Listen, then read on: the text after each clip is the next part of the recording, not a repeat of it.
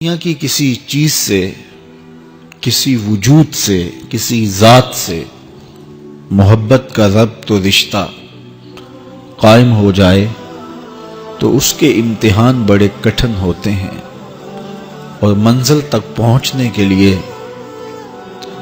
رسوائیاں بھی گوارا کرنا پڑتی ہیں، کٹھن مقامات بھی گزرنے ہوتے ہیں، حالات کا جبر اور تلخیاں سہنا پڑتی ہیں، اور ہزار کاوشوں کے بعد ایک معمولی سی منزل نصیب ہوتی ہے۔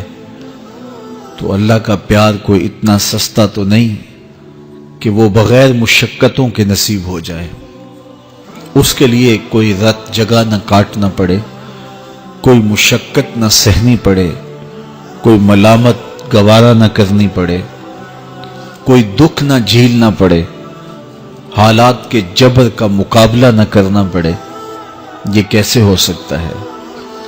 جب آپ ایک متعین مختصر منزل تک پہنچنے کے لیے ہزار جتن کرتے ہیں اور بہت کچھ کھو دینے کے بعد کسی کو پاتے ہیں، تو پھر اس ذات کو پانے کے لیے جو صرف کسی ایک فرد کا مقصود نہیں ہے، جو نبیوں کا بھی مقصود ہے، تو کیا اس تک پہنچنا پھر کوئی آسان کام ہوگا؟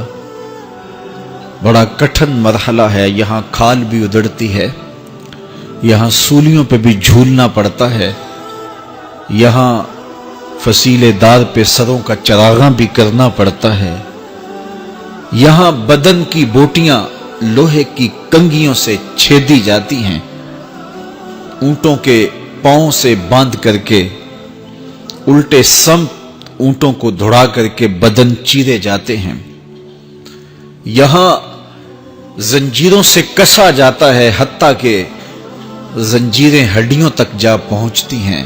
کون سا جبر نہیں جو اہل اللہ کو راہ حق میں سہنا نہ پڑا۔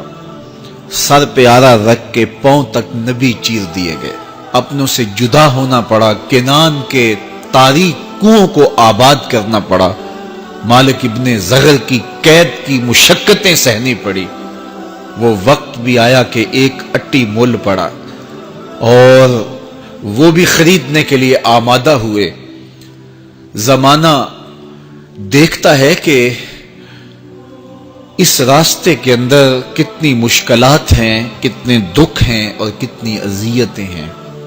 اس کا پانا، اس کا قرب کوئی معمولی تماشا نہیں ہے کہ چٹکی بجاتے ہوئے قرب الہی نصیب ہو جائے۔ یہ ایک بہت بڑی دولت ہے اور اس کو حاصل کرنے کے لیے لوگوں نے زندگیاں وار دی، راہوں کی مٹی بن گئے اور حالات کے تھپیڑے سہتے سہتے منزل تک پہنچنے سے قبل ہی وہ اپنی جاں آفرین کے سپرد کر گئے۔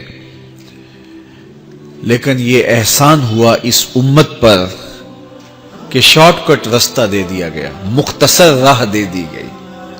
کہا کہ تم بھی اس کی تلاش میں نکلے ہو جس کی تلاش میں نکلنے والے قافلوں نے جنگل کی خاک چھانی تھی، صحراؤں میں ریت کا رزق بنے تھے، تم بھی اس کی تلاش میں نکلے ہو۔ تم جلا دیے جاؤ گے، تم مٹا دیے جاؤ گے، لیکن آؤ تمہیں ایک شجر سایہ دار بتائیں، تمہیں ایک ٹھنڈی چھاؤں بتائیں جس کے سائے میں بیٹھ کے انتظار کرو گے تو منزل تمہیں خود نصیب ہوگی۔ اور وہ کیا ہے؟ قُلْ إِن كُنتُمْ تُحِبُّونَ اللَّهَ فَاتَّبِعُونِی، کہ اگر تم اللہ سے محبت کرتے ہو تو آسان طریقہ تمہیں بتا دیتے ہیں، میرے محبوب کی چوکھٹ پہ آ جاؤ۔ اللہ اکبر، جس کو تم ڈھونڈنے نکلے تھے وہ تمہیں وہاں مل جائے گا، اور تم اس سے محبت کا دعویٰ رکھتے تھے وہ تم سے محبت کا دعویٰ کرے گا، اور پھر جب تم اس کے محبوب ہو جاؤ گے تو پھر جو تم کہو گے وہ کیوں نہیں ہوگا، کیونکہ محبوبوں کی تو بات مانی جاتی ہے۔